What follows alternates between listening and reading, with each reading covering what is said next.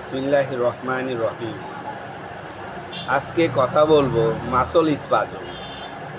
আসলে খাঁটি বাংলা ভাষায় মাসল স্পাজম বলতে বোঝায় যে কোনো পেশির অনিচ্ছাকৃত হঠাৎ সংকোচন, যেটা কিনা এটা প্রতিরক্ষা বা আত্মরক্ষামূলক ব্যবস্থা।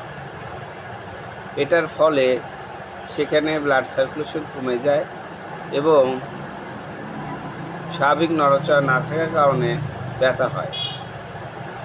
কখনো যদি এরকম মাসল স্পাজম হয় তাহলে অবশ্যই তিনটি জিনিস করণীয়: রেস্ট, সেখানে হালকা হট কম্প্রেশন এবং হালকা স্ট্রেচিং সেই মাসলের জন্য।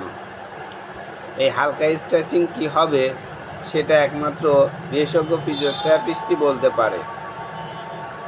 আমি সবাইকে বলতে চাই যে এরকম মাসল স্পাজমের জন্য ফার্মাকোথেরাপিতে মাসল রিল্যাক্সেন দেওয়া হয়ে থাকে।